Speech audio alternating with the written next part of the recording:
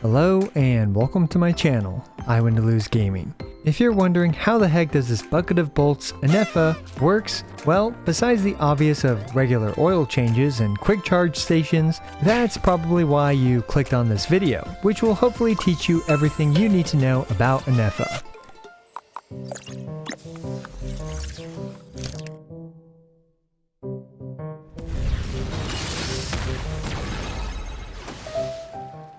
Ineffa is an interesting character that foreshadows what's to come in Nod Cry, enabling an all-new reaction, Lunar-Charged. And for this guide video, I've even got a bonus battle report section instead of the usual showcase, where I show you what she can do for you in version 5.8. This video was filmed on the early access server and is not indicative of the final product. There may be some changes on release, so be sure to check the comments down below to see if there are any. As always though, we'll go through her kit, artifacts and stats, weapons, constellations and investment priority, teams, a battle report, and finally, my opinion at the end of the video.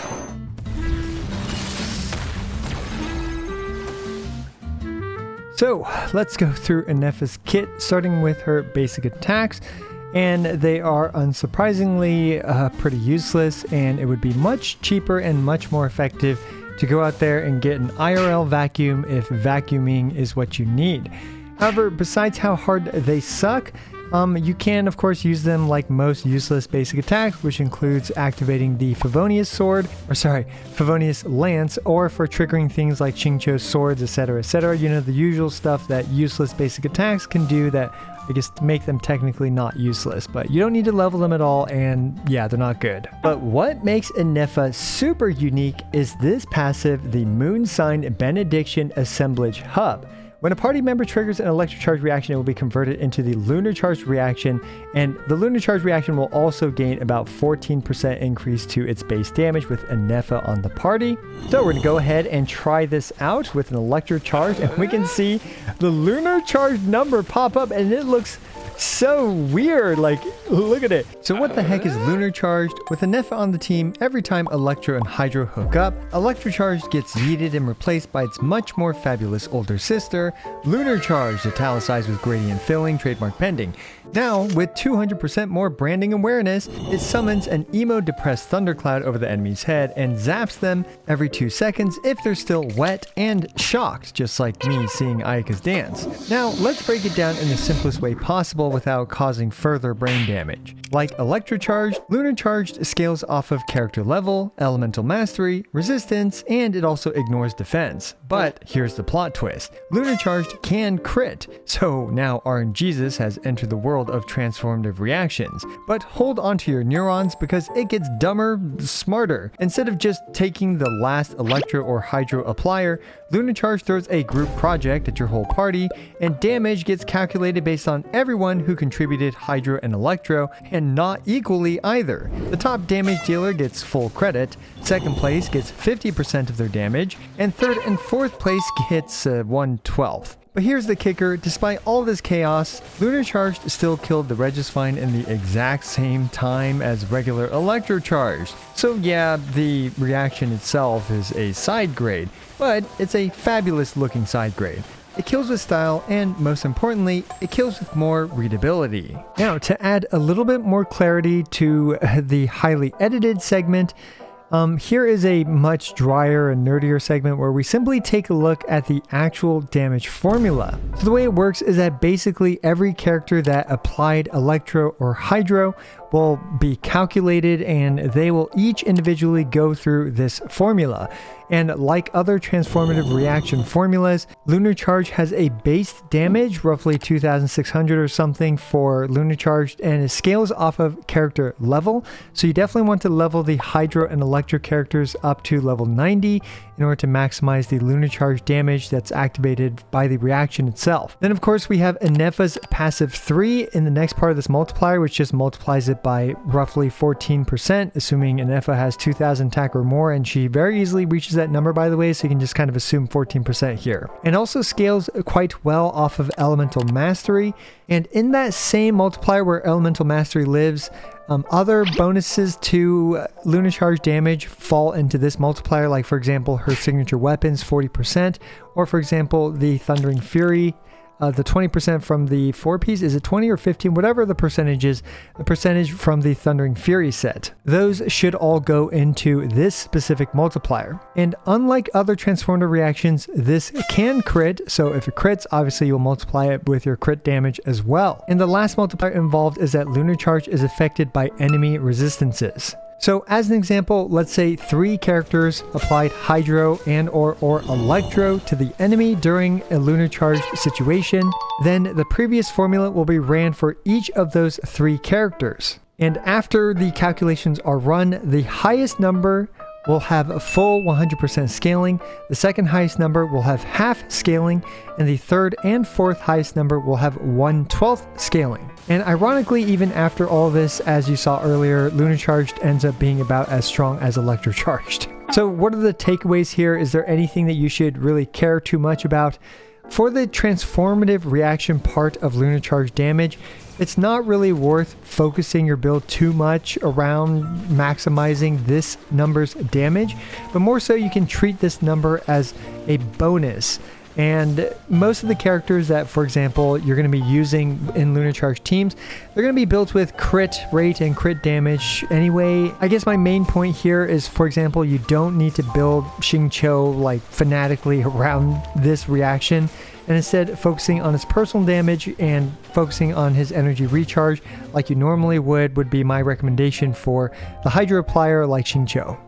However, that of course is not all, because we are finally moving on to the next part of her kit, her elemental skill. Using it summons Brigitte, who will every 2 seconds or so discharge to attack the enemy with Electro. Using her skill will also create a shield, typically ranging from 11,000 to 13,600 HP or so, and it absorbs Electro damage 2.5 times more efficiently. With Brigitte's and her shield's fantastic 20-second duration with just a 16-second cooldown, Ineffa has no issues maintaining full shield uptime and Brigitte uptime. And then we actually have Ineffa's passive 1 here. Now you'll notice that there are actually 2 Lunar Charged numbers in this specific clip, and this is because the first number, 24,567, besides being just 4567, which is pretty interesting. This one is the Lunar Charged reaction damage, which is the formula that I showed you guys earlier. This is the one that replaces Electro-Charged. However, the other additional number, 20,327, is actually based on Ineffa's passive 1. So this one, where it does this extra 65% attack scaling instance of Lunar Charged damage. Okay, so this extra instance of Lunar Charged damage, the formula is similar to the previous one, but you can see here that the formula is a bit different, especially for the base damage portion. Instead, the base damage portion of this, instead of scaling off of just character level, this here is replaced by the 65% of Ineffa's attack scaling part. So you take the 65%, you multiply it by Ineffa's attack, and then there's a hidden 3 times multiplier for no reason, and I have no idea why it's there, and it drove me crazy until I figured that out. As for the rest of the formula, it's going to be the same as the previous Lunar Charged. Now there is one more cool little note about this passive, is that this passive for the extra attack scaling off of Ineffa's attack, Lunar Charged damage, it only needs a Lunar Charged cloud plus Brigitte to hit the enemy with a Lunar Charged cloud nearby. This means that you don't actually have to trigger Lunar Charged each time that Brigitte attacks. And since the cloud lasts for 5 seconds, this means that, you know, obviously after 5 seconds you'll want to refresh and reapply Lunar Charged in order to make the thunderstorm cloud reappear for this passive to activate. So yeah, this means that she can work, and this passive will still activate even in situations like Quick Bloom, where you may sometimes lose the Hydro aura, and every 5 seconds if you are able to reapply Hydro plus Electro to trigger Lunar Charged, then you can indeed keep this passive up. So next we have Ineffa's burst, and fortunately it's a pretty simple burst, just doing a bit of raw Electro damage, and more importantly, it will either deploy or refresh Brigitte's duration, and even more importantly than that, it ties into her second passive, where using her burst will provide herself, as well as whoever is on field, 6% of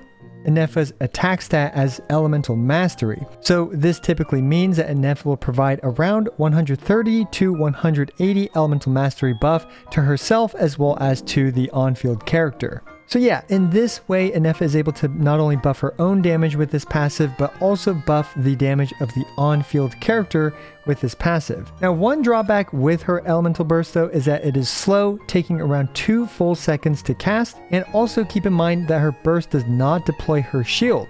So if you need her shield for Ineffa's rotation, you'll still typically need to use her elemental skill and then her elemental burst. So to summarize, as a wise philosopher once said, make enemy wet, press E, then Q. And that will pretty much cover most of your Ineffa-ing around. Just make sure that you're able to reapply the Hydro and Electro auras on the enemy to trigger Lunar Charged every 5 seconds or so. Now up next we have her talent priority, and the damage from her actual talents is pretty trivial, making up just around 14.6% of her damage output. As such, I would prioritize her skill above all else for the thicker shield as well as for the slightly higher damage, and then you can level up her bursts if you want it to do a little bit more damage, and lastly her normal attacks if you feel like it.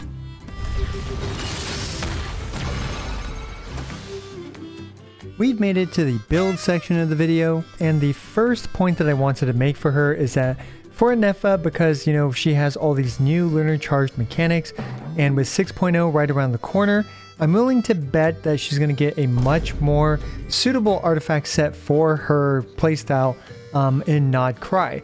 So I would personally hold off on spending a lot of resources farming a set specifically for her.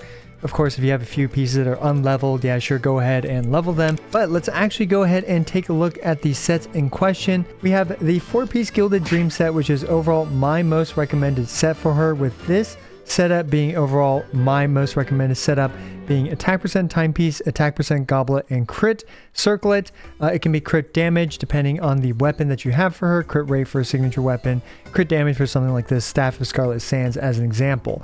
And we can see here that she provides a 161 elemental mastery buff, assuming, you know, many of the variables that I assumed here.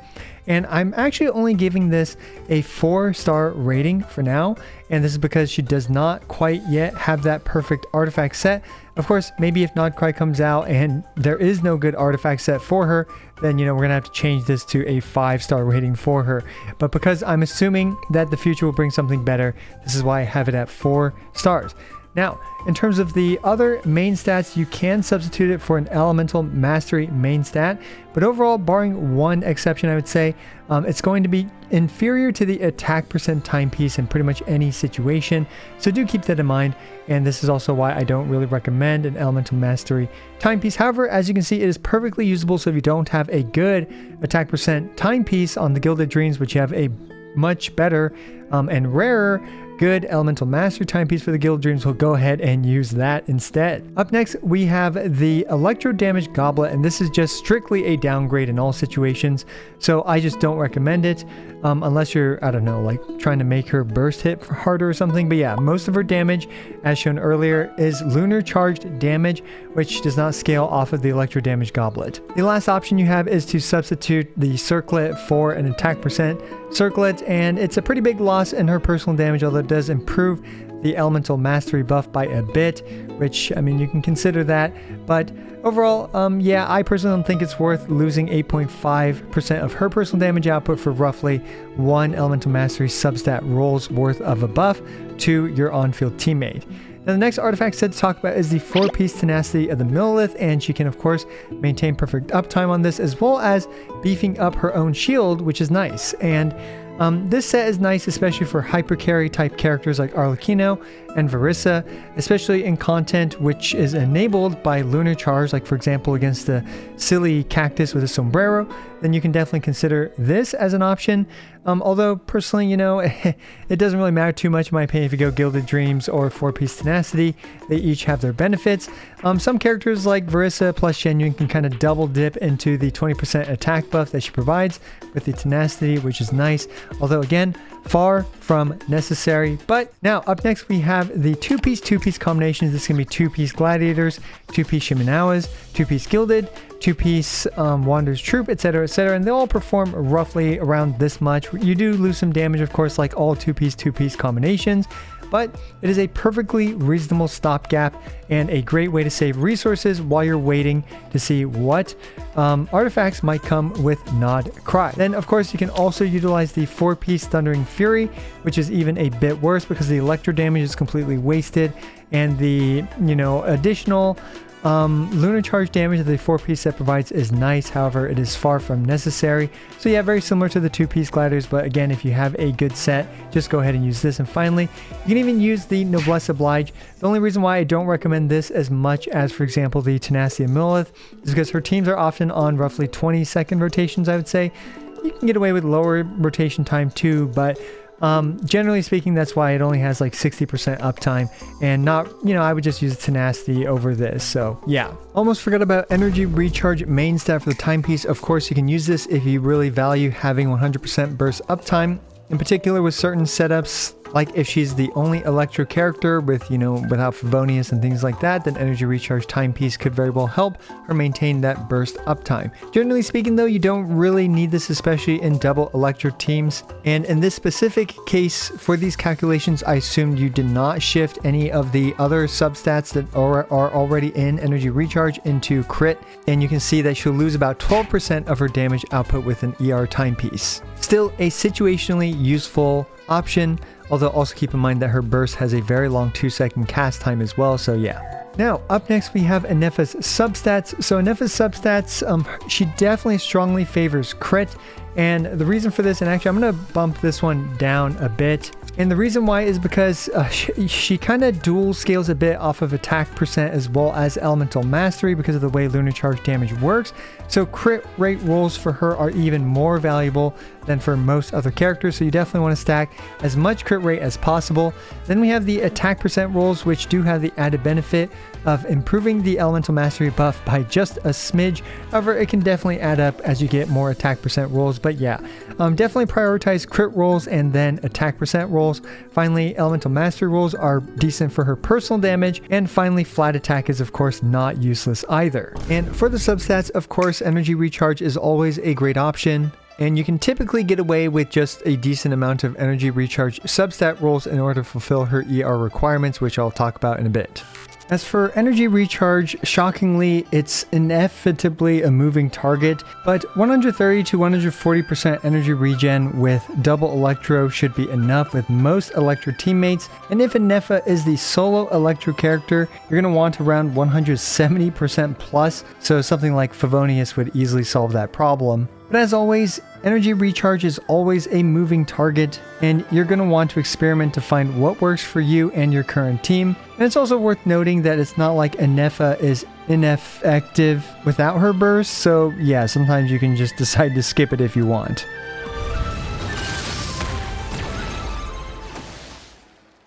Alright, we've made it to Ineffa's weapons. And when it comes to Ineffa's weapons, here we have the Fractured Halo, which is her signature weapon. This thing is obviously incredible for her because it provides her attack as well as it provides her 40% lunar charged damage, which obviously at the moment only she can take advantage of this. However, in the future, perhaps if we do get a DPS or more lunar charged focused damage and mechanics, then this weapon's buff will be much more valuable. But in the meantime, it is purely for her personal damage. And speaking of her personal damage, let's actually set the baseline over to, for example, a free-to-play friendly option, the Favonius, and now we can see that her signature weapon is about 50% better than the Favonius Spear. And alternatively, if we set it to a weapon that, for example, deals more damage, like the Catane Cross Spear, then you can see that it is about 36% better than the Catane Cross Spear. And this, of course, assumes that you are able to reallocate Energy Recharge substat rolls over to crit rolls, essentially, which obviously is not realistic for everyone. And next, let's just go ahead and restore the baseline back to the Fractured Halo. And we can see, I would say overall, her next best option is the Staff of Scarlet Sands, assuming no silly swapping shenanigans and you mainly keep her off field.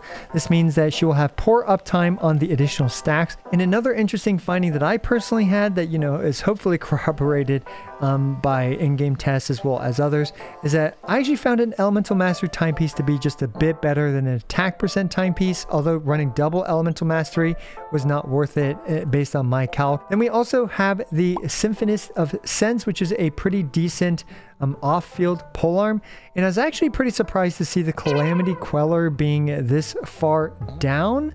Now, hopefully that's accurate, but from what I can see, Ineffa, is getting a ton of attack from this, and she definitely wants, at least some crit, because as you saw with the substat, she strongly favors crit over even attack percent when it comes to her own personal damage. So yeah, Calamity Queller is a bit surprised to see down here.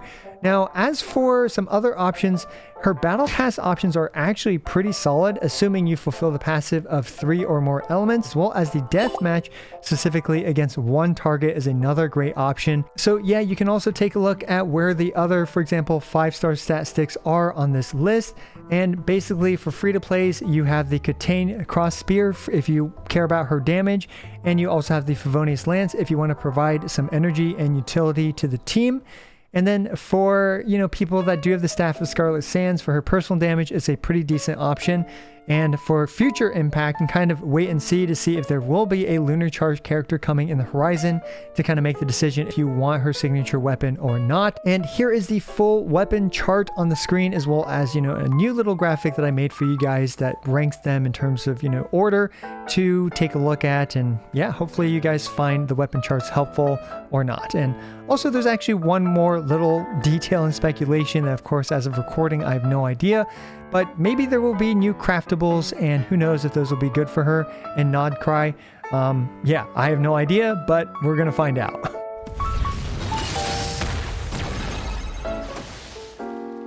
For those of you that made a fortune flipping Beanie Babies back in the day, well, we've got Ineffa's Constellations and Investment Priority, and overall for most people, especially if you don't have the Staff of Scarlet Sands, I do recommend her signature weapon first, as that will provide her a massive boost to her damage output, around 50% for her personal damage, in comparison to something like the Favonius Lance.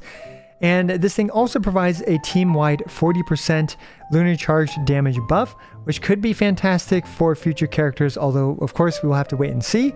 Her Constellation 1 pretty much just provides 50% Lunar Charge damage to the team, which is also going to be fantastic for future Lunar Charge DPS characters if there are any. And yeah, could just improve the value for that. And of course, if you are risk averse and you don't have enough to guarantee the weapon, then you can definitely consider going for her Constellation 1 instead. Up next, we have our Constellation 2, which is a pretty powerful Constellation 2 because it will front load a 300% Lunar Charge nuke when she uses her burst, I believe, and this will increase her damage by about 25.5%, which is absolutely fantastic.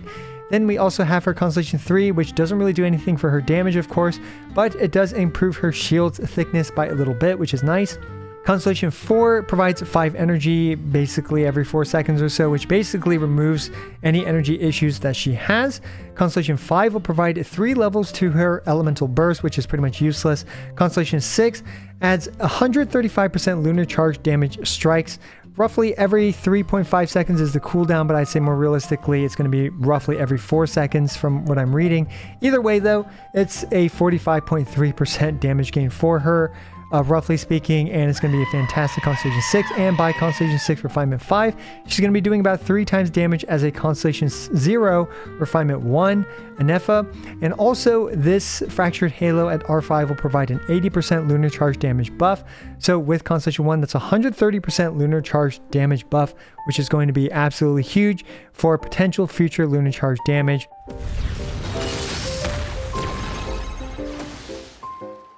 Okay, let's quickly yap through some teams, and I am absolutely dying here. It is so late, but we're going to start off with a free-to-play friendly Taser team. We've got Sucrose, Ineffa, Official, and Xingqiu. If you're a 1.0 player and you decide, hey, I want a robot now in 5.8, well, here you go. This is a 1.0 team that will work pretty well for all your Taser needs. And we also have a slightly, I would say, probably upgraded version of that team. One of my personal favorite Taser teams, especially with 4-star only characters involved. Do recommend it if you do have these characters to give it a shot. Now, needless to say, you can of course replace certain characters like Auroran or Xingqiu with various upgrades like Yaimiko, as well as, you know, Yelan or Furina, for example. Although I do keep in mind that this team doesn't really benefit from Furina's buffs. Next we have Overvape. Overvape is actually a pretty solid team for Arlecchino, as Ineffa's personal damage is decent.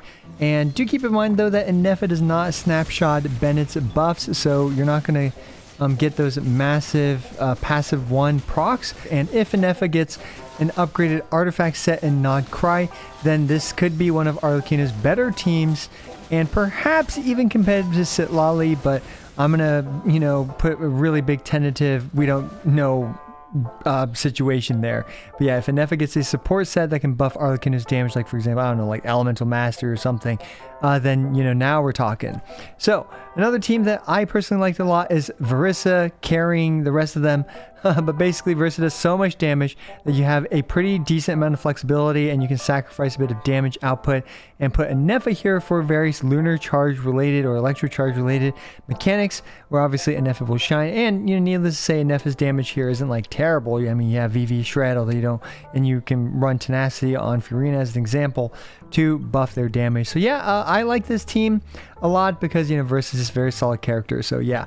And then we have Clorinde version. Now, you know, if you replace Verissa with Clorinde, or replace Clorinde with Kaching, or God forbid Sino, then your team is just going to get worse and worse as you go down the ladder. But Clorinde is a pretty solid option as well. You're going to have to run, you know, obviously not Shenyun, because Shenyun's plunge support. Although yeah, you can run Shilin in here for Verissa as well, of course. But yeah, so this team is pretty decent, all things considered. But it just feels like Verissa, but worse. I mean, no surprise. That's unfortunately what kind of every Electro character feels like after Verissa's release. But next we have Quick Bloom, which you can use Ineffa in as well. Personally, I'm not the biggest fan of this for many reasons. I feel like Quick Bloom is a bit out of date these days, but Ineffa does provide that shield, which is nice for characters like Clorinde. It's nice for Quick Bloom characters like Sino as well as Kaching. And Ineffa, as long as you can kind of squeeze in a bit of extra Hydra application, like for example Xingqiu can, I believe, accomplish this every once in a while. You won't have perfect uptime on Aggravate, you won't have perfect uptime on Lunar-Charged, but you know, you have pretty good uptime on both, which overall is a pretty decent option. And yeah, you can definitely make this team work, and it feels pretty decent, all things considered. Ineffa definitely adds some pretty decent personal damage herself.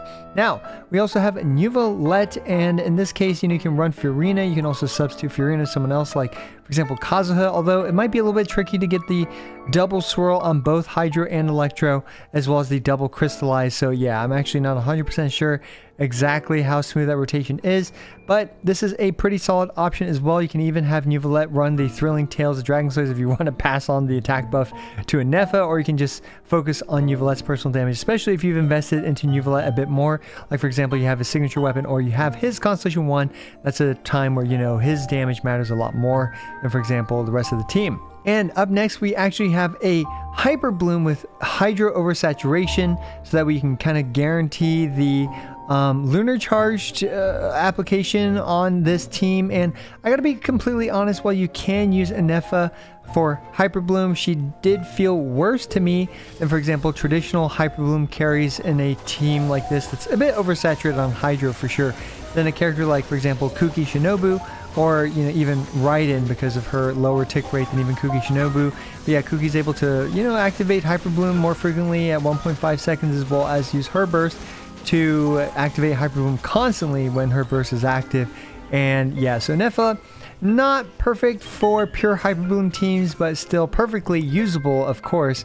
But, you know, now we're talking about like free-to-play friendly damage levels, where obviously if you're getting Ineffa, you're going to want a slightly better performance than that. So yeah, I guess we've kind of done a lap here somehow, and yeah, I'm pretty sure I've missed some Ineffa teams, so just, you know, let us know down in the comments below what I missed. I mean, yeah, I'm sure you guys will always let me know that. And also, yeah, it's great to hear what ideas you guys have for the rest of the community to take a look at and to try out themselves.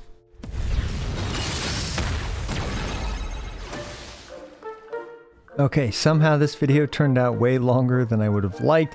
I mean, Ineffa is honestly a pretty simple character. Well, I guess not if you want to try to explain how Lunar-Charged works. But anyway, yeah, so we've made it to the battle report / showcases, and we're actually allowed to showcase Stygian Onslaught this cycle. So here we go. We're going to go ahead and take some free-to-play friendly teams, with the first one being, you know, the 1.0 version.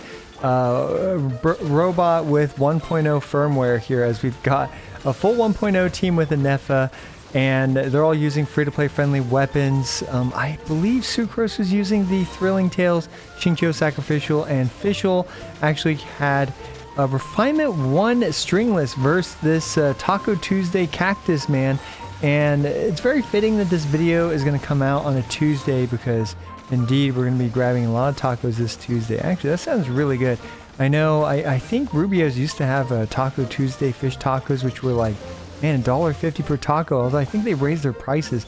I'm not even sure if they have Taco Tuesdays anymore. It's actually been about a year or so since I've been to Rubio's to grab tacos. Personally, I love their fish tacos.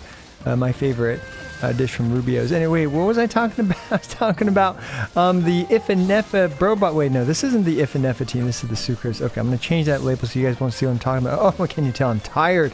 Anyway, so yeah, basically against this cactus dude, it is obviously shilling electro-charged and lunar-charged damage. I mean, there's no way around that. Basically, electro-charged and lunar-charged damage will chop away its hat form super fast. And yeah, it also spams all these attacks, which will constantly force you to dodge or flinch if you don't have super armor, which is where Ineffa's shield comes in very, very handy for obvious reasons. And this super free-to-play friendly team, even with a Refinement 1 stringless, because I'm a dope on Fischl, managed to clear this in just 120 seconds. Also, Ineffa was using the, whatchamacallit, the Katane Cross Spear. Oh my god, can you tell I'm tired? So anyway, now if you basically upgrade this team in any form or fashion, in this case, we're going to upgrade to Clorinde. Here, I guess a Clorinde Taser team. Now, Clorinde herself is an interesting character because, in my opinion, her damage isn't like fantastic in a Taser team. Like, I'd consider her a minor upgrade over Fischl in this team. Because, you know, Fischl, especially Constellation 6 Fischl, with, if I were to actually use the Refinement 5 stringless instead of Refinement 1, you know, her personal single target damage is quite good, although there's no on-field character for this team except for maybe Sucrose. But yeah, so Clorinde's, you know, solo damage output here isn't fantastic, but also keep in mind that this is obviously without a team that really buffs her damage meaningfully. And usually Clorinde wants to be run with characters that actually buff her damage, Bennett, Overloaded, Furina plus a healer, etc., and this is not that team. And also the artifacts. Okay, the crit scaling artifacts on this account is obviously completely copium. Like, we're talking 170% crit value, something that honestly you could farm in a day, assuming you have a decent amount of condensed resin, especially with you know, modern like artifact options like the sanctifying elixirs as well as the feathers. So yeah, definitely underperforming. These characters, their damage is definitely underperforming when it comes to pretty much everyone but Ineffa, because I did spend a little bit of resources on Ineffa's Gilded Dream set, so her artifacts are a bit better than the gang. But anyway, I also did a Clorinde Quick Bloom without Ineffa, and this team felt pretty darn rough. I barely managed to clear this, I believe, in comparison to obviously with Ineffa. Ineffa did give us a few extra seconds, although do keep in mind that I did try very, very few times. I basically just cleared it without any optimization and just moved on with my life to kind of prove, okay, look, these teams can kind of clear it. But anyway, up next, I decided to upgrade Ineffa to her signature weapon at Refinement 1. And this is the only difference between this run as well as the previous, you know, free-to-play friendly version 1.0 firmware robot team. So basically, we can see that this clear time chart, you can see that by the hair of our teeth, we managed to clear with the free-to-play team in the top row in 120 seconds. Clorinde managed to save us a few seconds, although I will admit it took me less tries to clear with Clorinde. It took me about 3 tries to clear with Clorinde and 6 tries to clear with the top row free-to-play friendly team to get that 120-second clear. Obviously, needless to say, tons of optimization is, likely here, to say the least, even with these copium artifacts and, not the best endgame builds, to say the least. And of course, disclaimer, these runs are completely anecdotal, so do take these times with a giant grain. I want to go to bed so bad. But anyway, we can also see C0R1 Ineffa chopped off a ton of time, but also I did this run after the other, so I'm more familiar with the fight itself in terms of the mechanics and stuff. As you can see, I'm tracking down this guy like he owes me a taco. And, compared to some of my earlier runs where I wasn't as comfortable with his mechanics and stuff. So, yeah, those are the clear times. And also you could see in that chart that Verissa, kind of a hyper carry Verissa team, managed to clear it about as fast. But, there is more investment in that team in comparison to the previous teams. So, yeah. Now, next, let's take a look at the Ineffa Brobot team. It's a pun because, Aoife, and then basically sounds like Ineffa's name, so Ineffa. Anyway, and also Brobot. I mean, this team just got the best names possible for it. But this team feels obviously pretty great for this specific Abyss 12. Tons of enemies, obviously very AoE friendly. And what that also means, and also there's a 75% lunar charge damage buff for the top half. And yeah, obviously they're shilling Ineffa here, but this is to be under, this is, in my opinion, actually kind of justified more so than most, because Ineffa's team is probably not complete, right? Like, I don't think that her end game team is going to be Aoife team, so obviously she's going to be underperforming in comparison to if she actually had the 5-star characters that are supposed to go with her team, like for example, perhaps Flynn's, perhaps other Nodcride characters, like Columbina as an example, upcoming. I mean, we're going to have to see. Obviously, this is hugely speculative, but given, what we know about the upcoming characters that they revealed, those are my guesses in terms of fantastic teammates for Ineffa. So also this brings me to, I guess, my next talking point, which is just my opinion on her. Obviously, you are polling. Okay, so in version 5.8, as you can see in this battle report and the showcases, she's going to feel absolutely fantastic. And Hoyoverse tends to give non-featured banner characters roughly 1 year of shelf life, some a bit more, some a bit less. It just kind of really depends on, how much they kind of favor a character. So you can kind of pull Ineffa with that in mind in terms of, in my opinion, how effective for how long. Archons tend to last longer, roughly about 2 years in my opinion, from my personal experience, or just like my observations. I could be completely wrong about that. I'm actually going to have to go back and, kind of do a bit more analysis. So yeah, I mean, Ineffa is positioned well, in my opinion, to be pretty solid in the meta, assuming you want to pull for more future Nodcride characters. But I could be eating my hat, just like, Aoife probably eats his hat. Actually, never mind. I don't think he eats his hat. But yeah, so we'll have to see though. I do actually, if you're on the fence about polling for Ineffa, you can always wait a bit to just, see and see what happens. And perhaps we'll get more information, but yeah, we'll see. We'll have to wait and see. So yeah, obviously now I already kind of answered the question earlier. If you can deal with Mr. Taco Tuesday Man on, in Stygian Onslaught, which is obviously a harder version of this fight. So yeah, and of course you get, did I even mention that those were difficulty 5 ones? But yeah, I think I forgot to mention that those are difficulty 5 runs. But anyway, yeah, the Abyss version likely easier, just due to multiple reasons. You need to start with full energy, and actually I'm not 100% sure if it's easier. I'm assuming it's easier. And yeah, so Ineffa going to be well positioned for obviously version 5.8. And personally, I'm going to place my bets on her being pretty good and Nodcry as well, likely being improved. And for once, it actually makes some sense why they're shilling her with, plus 75% bonus damage on her, lunar charge damage. So yeah, as always, I appreciate every single one of you. This is I Win to Lose signing out.